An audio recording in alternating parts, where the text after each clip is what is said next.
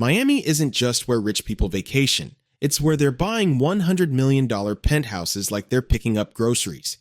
Jeff Bezos just dropped $147 million on not one, but two mansions on the same street because apparently one $68 million house wasn't enough space for his rocket money.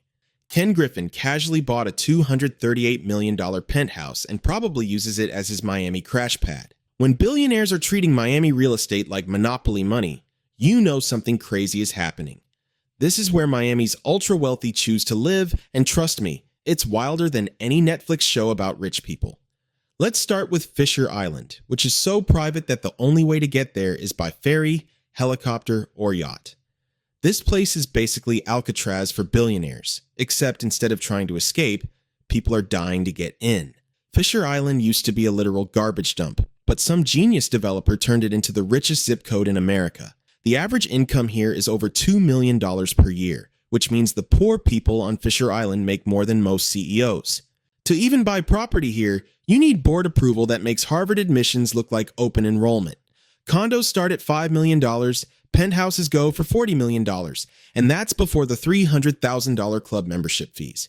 They've got concierges who will literally do anything. One resident reportedly sent someone to Italy just to pick up a specific pasta sauce. Imagine having so much money that you can send someone to another continent for marinara. If Fisher Island is where billionaires hide, Star Island is where they flex. This place looks like it belongs in a rap video, with properties costing $50 to $100 million. Diddy had a house here before. Well, you know. Shaquille O'Neal owned property here and probably needed custom doorways because the man is literally too big for normal houses. One house has a rooftop helipad, a private dock for 200-foot yachts, and an indoor basketball court. Another has a literal nightclub in the basement with a DJ booth. Imagine never having to leave your house to party because you own a club in your basement. That's some Tony Stark level stuff right there. But the real crown jewel is Indian Creek, literally nicknamed Billionaire Bunker. The security here makes the White House look casual. Armed guards, surveillance everywhere, and a private police force with better equipment than most small countries. It's a 300-acre island with only 41 properties, so each house sits on about 7 acres. Most people's entire neighborhoods could fit in one person's backyard here. Jared Kushner and Ivanka Trump bought a $24 million lot here. Tom Brady lived here after his divorce, probably because he needed somewhere private to recover from losing both the Super Bowl and his supermodel wife in the same year. Carl Icahn has a compound worth over $100 million that looks like it could survive a nuclear war. Every person entering the island gets photographed and ID checked. The bridge has guard stations that look like military checkpoints. Golf carts are the main transportation, but these aren't regular golf carts. They're probably bulletproof and definitely cost more than most people's cars. Now, not all ultra-wealthy areas are on islands. Coral Gables is where old money goes to feel sophisticated. This isn't crypto or tech bro money. This is generational wealth refined over decades. Houses start at $2 million for something normal, but real estates go for $10 to $30 million. These aren't flashy mansions with gold toilets. They're elegant homes with character. The Biltmore Hotel here opened in 1926 and has hosted presidents, mob bosses, and modern billionaires. The golf course is where billion-dollar deals get made over 18 holes. Living in Coral Gables means you're classy rich. No loud parties or flashy cars, just quiet wealth that whispers instead of screams. But Miami's ultra-wealthy aren't just buying houses. They're buying into an entire ecosystem of exclusivity that makes regular rich people look middle class. The social scene here is absolutely unhinged. We're talking about charity galas, where the cheap tables start at $50,000 per seat, and art auctions where people casually bid $2 million on paintings just to avoid awkward small talk. The Perez Art Museum has become the unofficial networking headquarters for billionaires who want to seem cultured while making deals that could buy small countries. These people don't just attend events, they host private parties on their yachts that cost more to throw than most people's wedding budgets. One collector recently spent $300,000 on a single dinner party just because he wanted to impress some tech billionaires from Silicon Valley. The guest list for these events reads like a Forbes list, except everyone's wearing $5,000 designer swimwear and pretending they're just hanging out. Then there's Coconut Grove, where rich people pretend they're still bohemian and and artistic. It's like if Williamsburg, Brooklyn had unlimited money and better weather. This used to be where actual artists lived in the 1960s, but then billionaires discovered it, priced out the artists, and turned it into an expensive playground where they can feel edgy while living in $15 million mansions. Sylvester Stallone has a $35 million house here that looks like where Rocky would live if he was a billionaire. Property values are skyrocketing because tech billionaires are treating the neighborhood like their personal playground. Houses that sold for $5 million 5 years ago are now $20 million. But if Coconut Grove is where billionaires pretend to be artsy, Brickell is where the international money parks itself in literal towers of glass and steel.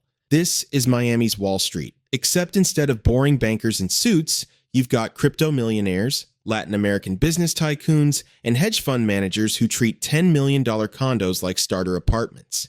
The neighborhood is basically a vertical city of wealth, with buildings like Brickell Flatiron where penthouses sold for $12 million before anyone even saw floor plans. What makes Brickell absolutely wild is that half the units are owned by people who don't even live there. They're just parking money in Miami real estate because it's safer than their home country's banks. These aren't vacation homes. They're literal safe deposit boxes that happen to have ocean views. Here's where Miami's market gets insane. In 2025, luxury properties increased 40% in 3 years. That's not normal appreciation, psych. That's billionaire demand driving prices into outer space. Florida has no state income tax, so billionaires save tens of millions annually just by changing their address. When you're making $100 million a year, moving to Miami saves you more money than most people will ever see. The pandemic made everything worse. When billionaires realized they could work remotely, they had a choice. Stay in New York paying crazy taxes while dealing with winter, or move to Miami where it's 80 degrees in February and the government doesn't take half their money. Not exactly difficult math. The lifestyle these people get is insane. The Bath Club has a waiting list over 10 years long. Fisher Island Club charges $300,000 initiation plus $30,000 annual dues just for golf course access. Want to dock your yacht? That's another $200,000 yearly. Imagine paying $200,000 for a parking spot, except it's for your boat. Private schools like Ransom Everglades charge $45,000 per year before voluntary donations. Parents casually drop $100,000 at fundraising auctions for dinner at someone's Hamptons house or a week on their Mediterranean yacht. These kids' childhood playdates are basically future business partnerships. The development boom in Miami is creating luxury projects that sound like they were designed by someone who's never heard of reasonable spending. Developers are literally building underwater parking garages for yachts. Yes, you read that right. The Ritz-Carlton Residences Miami Beach has yacht garages where you can park your $20 million boat in your basement like it's a regular car. Another project called Una Residences is building helicopter landing pads for every penthouse because apparently taking an Uber to the airport is too pedestrian for Miami's elite. We're talking about buildings where the cheapest unit starts at $5 million, and that gets you what developers call entry-level luxury. The penthouse at Chateau Group's latest project sold for $38 million before construction even started, and it includes a private rooftop with its own infinity pool and wine cellar. These buildings have concierge services that will literally do anything. One resident reportedly had staff fly to Japan to pick up a specific type of Wagyu beef for dinner. The amenities at these places include private beaches, helipads, yacht concierge services, and spa facilities that cost more to build than entire apartment complexes in other cities. The competition among Miami's ultra-wealthy has gotten so ridiculous that they're literally trying to outflex each other with increasingly insane purchases. It's not enough to have a yacht anymore. You need a yacht with a submarine. It's not enough to have a Rolls-Royce. You need a custom Rolls-Royce with your family crest embroidered in the headliner with gold thread. One Miami billionaire recently bought a $7 million watch just to wear it to one charity event, then bought a different $7 million watch for the next event because he didn't want to repeat. Another guy has a private chef who only cooks with ingredients that are flown in daily from different countries. Monday's dinner comes from Japan, Tuesday's from France, Wednesday's from Italy.